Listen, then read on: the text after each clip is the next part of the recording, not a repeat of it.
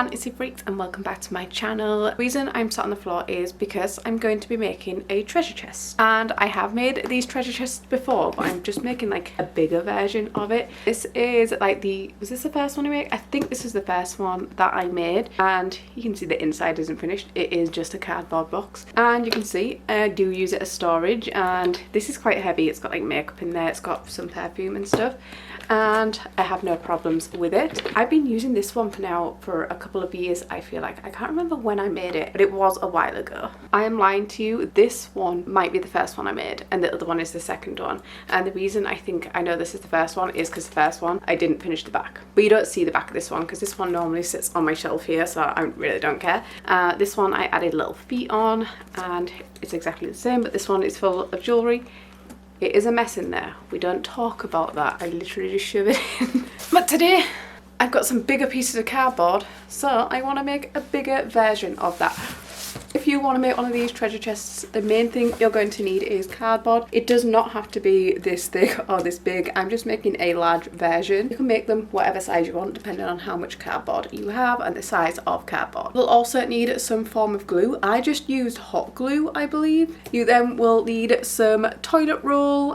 Just get a really thin one because we're basically going to paper mache this. So some toilet roll and some PVA glue. And then optionally, I used a like wall filler, but I think there's something else that might work better. I'm gonna find out when it comes to it because I've not used it yet. I can't remember what it is. And then you will need paint to paint it, and then if you want to add any details, you will need some silicone molds to be able to add any details. You will see on this one there's like these little notches. These are actually pearls, like half pearls, which are meant for nails, but this one I used lentils because it's all I had. So if you don't have any of that, lentils will work as well. If you want to, you can line the inside. Like I said, I have not, so you can just see it is just cardboard in there. You can see the HelloFresh in there. Let's jump into making a giant version of one of these. We'll also need something to cut the cardboard with. I'm going to be using it's not an X-Acto knife brand, but it's an X-Acto knife.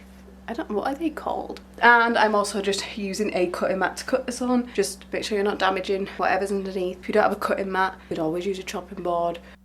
I'm first starting off on my cutting mat, and I want to cut out the base, the front and the back. And for my treasure chest, I've done 40 by 25.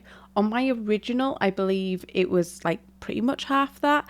I think it was like 20 by 11 or 12 or something like that, but for this one I wanted it a lot bigger, so it's 40 by 25 centimeters.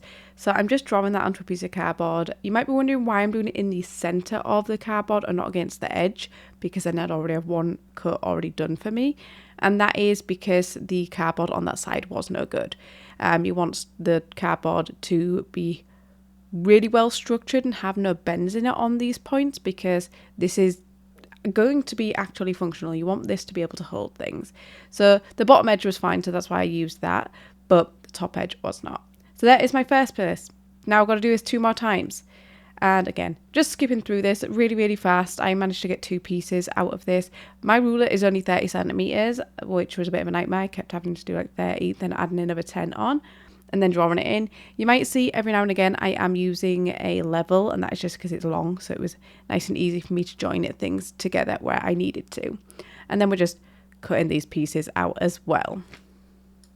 Now for the side pieces, I'm doing it 24 centimeters by 25 centimeters, and you need 2 of these. You want one side to be 1 centimeter taller because this is going to be sat inside the box, so it does raise it so it is exactly 25 centimeters, if that makes sense, because my cardboard is pretty thick. If you've got thinner cardboard, you might not need to do a whole centimeter. Again, I need 2 of these since these are the side pieces. Now for the curved side pieces, I did 24 by 8 centimeters tall, but I would recommend doing maybe 26 centimeters because I had to change something later on, which I didn't do in my old one. So you want the length, I'm going to say 26 centimeters, and then mark the center of this. From that center point, you want to mark up around 3 centimeters because I don't want this to be just a semicircle. I want like a flat edge.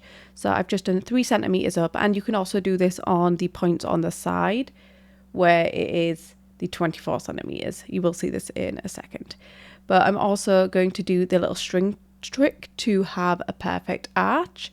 And this is why I needed to mark up also 3 centimeters on the side to make sure they meet the correct point. I know this is a little bit confusing. I'm hoping you can see. And then I'm just creating an arch from that 3 centimeters up. My string came off here, but don't worry, you can just go back in and add it. And I went to start doing it on the other side and I was like, why don't I just cut this one out and then draw around it for the other one, so you've got them exactly the same. My hands were actually in bits after using my X-Acto knife so much, but there is my piece, and then I'm just going to draw around it and cut this piece out, so you have 2 pieces that are exactly the same, and these are for the lid pieces. And then when creating the actual lid that connects these, you want to make it also 40 centimeter wide, so it is the same as the side pieces that we made before. And I made it longer than I needed because it's really hard to tell how much you need it till it's curved. So just make it longer than you think you're going to need it. Now get a rolling pin and we're going to start rolling this. I cut it on the direction of the corrugation, which makes it easier to roll out and start to get that curve. Do not curve the 2 end pieces though, because this is what needs to be straight. So you can see I'm just lining it up to try see how much I've got left. I've got way too much here. You just want to add a couple of inches on one side and then about an inch on the other side. One side is the front and the one with the taller part is going to be the back. So you want a little bit more on this because this is your hinge point. So I'm just drawing a line where I want the hinge to stop and where the hinge ends, and then cutting it down that end point. I really hope that makes sense. I know it's a little bit confusing. Hopefully you're going to see. Now we're going to start building the box. So now we've cut up a piece of cardboard from a box, we're making a box. So along one edge, I'm just placing some hot glue. And then for the base piece, I'm pushing that up against it. And then we're going to do exactly the same with the other side. But also what I like to do for some extra security is go in with my glue gun on the 90-degree angle here, which is going to just help keep its structure. But there's a lot of things that you might think, oh, this is going to be no good, it's not going to keep together, but because we're adding a lot of things, it really does keep it together. So repeating this on the other side, making sure to add that extra bit of glue on the inside. And then for this piece, you want to make sure the 24 centimeter side is what is going up and down. And now you can see it's perfectly level with the 2 side pieces. That is because this is sitting inside and not on the outside, if that makes sense. You can see here, this bit of cardboard is being pushed on top of that base piece instead of next to, like the 2 long side pieces were. And I'm just pushing that in together and again securing it with the hot glue once again. It gets a little bit harder when you do the other side, but it is possible. It's just a little bit more finicky. For this side, since you can't really pull it open as much, this is the way I found it easiest to do, is sort of like hinge it up into place. And again, glue gun that inside. It really does help. We are going to help the outside structure with some tape very soon, which I think I forgot to mention in the start. You can just use any tape. Now going in with my semicircles, I'm going to start gluing this in again, leaving that little bit at the front because that is just the little lip that is at the front of the treasure chest. And then I'm just going to go around and slowly glue this around. Again, that first piece is much easier than the second piece that goes in, but again, working really slowly with this and making sure it's nice and tight. And then you should have, again, about 2 inches past that flap. Going in and securing it with the hot glue once again. And this is where I messed up, and these pieces should have been slightly longer. So I'm having to cut these pieces out because I'm having to slot this on the inside. It is supposed to be stuck to the outside, but because I didn't make my curved pieces long enough, it wouldn't reach around it. So if that happens, just cut these little notches out and then bend the back piece, which you need to do anyway for it to be stuck in. Now we're securing all of these pieces that we've just done on the base piece with some tape. I am just using packing tape here, but you can use pretty much any tape. I used masking tape on my other 2, I believe, or one of them I could have just used sellotape. It is just there for some extra structure. We're not going to see this once it is paper macheed and painted and everything like that. And we want to do the exact same thing to the lid. So on all the joins, we want to use that tape. You have to do like smaller sections on this so it matches the round shape of it, but that is totally fine. It will use up quite a lot of tape, I'm not going to lie. Now, like I said, because I'm having to put this on the inside, you want to put it on the outside of the lid. But if you were putting it on the other side where it's supposed to sit, you want to put the glue on the inside of the lid and then it'd be on the outside. And I'm securing this with more tape, making sure it can still be opened. I was like opening and closing it to make sure it still can open and close. Again, you still do want to do this if you're doing it the other way, but I felt like I needed to use so much more with this hinge being on the inside. And I'm also putting tape on the inside. It does make a lot of crackling sounds when I open and close it because of the tape, but it's not something that worries me. This is just storage. I'm not going to go in that often. Now I'm going to cut off loads and loads of strips of the same width, but they have to be different lengths because it's for the wood pieces. So close up your chest and then we're going to hold the wood pieces underneath and just place them to see if they look good. Again, this is just wood panels and you don't need that many. Like I said, I'm only using 3 here. I made them quite chunky. I think I've only got a couple on my other ones as well. And I'm just hot gluing these into place. Again, making sure the lip of the treasure chest does not hit it. It needs to just sit on it just nicely. I actually drew 2 lines while it was closed so I could see. And then I'm placing the other pieces in place.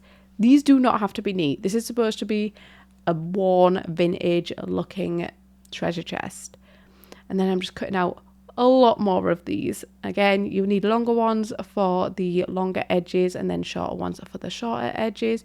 Just glue and cut, glue and cut. That is all you will be doing. Make sure the back pieces don't interfere with the hinge. So I like to just open and close as I'm doing stuff. And then going in with the side pieces. The only bit that's a little bit difficult is this bit at the top. And all I do is line it up and draw where I need to cut with a pen. And just cut this and then you should be able to stick it in place and it will line up just nicely.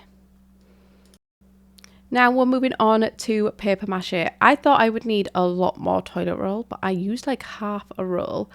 And I did section them off into single pieces and even like pulled the ply apart, but I really did not need to do this. It was better not to pull the ply apart because it kept just breaking otherwise. Even though I was doing the ratio of 1:1, I'm pretty sure that's what it said online, but the toilet roll worked so much better just doing long strips of it like this worked way better and it was so much faster. So yeah, you just want to paper mache the entire thing. I did 2 layers of this and let it to dry. It did take a while to dry. Now going in with some plaster of Paris, we're going to put a thick layer of this all over. You do not have a long time to work with this and it will ruin your brush. So bear that in mind. Working sections. So I did this front part, then I went in with a skewer. Mine's technically a spot popper thing, but I don't use it for that. And I'm just creating lines like wood grain in that. And then I would make up another batch of the plaster of Paris and carry on. And then when it's dry, you can go ahead and paint it. I'm going in with a base of just a brown, which I mixed up. And then I went ahead with a brown that had a little bit more black in for the in-between spaces. And I did use a tissue to make sure it wasn't too harsh. And then I also went in with a lighter brown at some point and just dry brushed that over the top just to give a mixture of browns, which is quite normal with wood. It's not always the same colour. The next thing I'm going to do is add the metal, which isn't actually metal. I'm going to go in with 2mm EVA foam, which you don't have to use EVA foam. On my smaller boxes, I use just black cardboard, not the type that's for boxing, just for like crafting. Because I only had A4 strips, it wasn't long enough to go fully around. That's why I went with the foam instead. But if you do have cardboard that is long enough to reach all the way around and go all the way across the front, you can just do that and it is a little bit cheaper. And I'm hot gluing all of these pieces in. And I just did this to the width of my ruler. It made it the perfect size and everything nice and equal. You can do it smaller if you wish. It's all just personal preference. And I'm gluing this across the front, over the top, and also like on the actual like base, not just the lid. And you just want to crisscross them over so they meet nicely on the edges. I did it on the side as well. The only bits I don't do is on the outside curve, which we're looking at right here. So over the top curve, but not on the side of the box curve, if that makes any sense. And this is just to mimic the metal.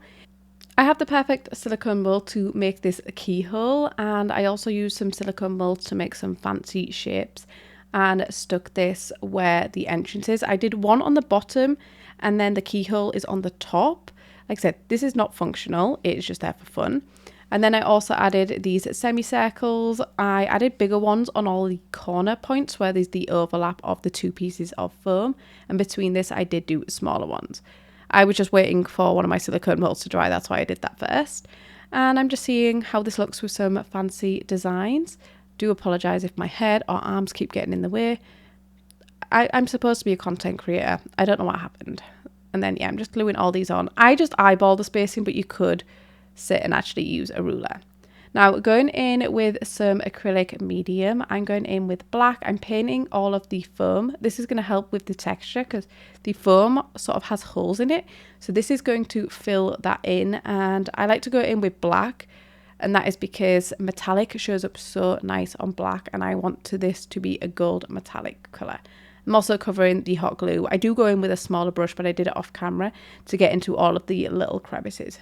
Now I'm going in with my gold acrylic, and I ended up like dry brushing and it was being too intense in some areas, so I ended up mixing it with water, which made the acrylic mix in with the gold, but I ended up really liking the way it looked.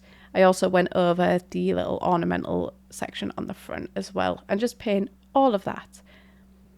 And now you have a fully functional treasure chest, which opens and closes. The inside does not look great, but I will cover this with fabric eventually.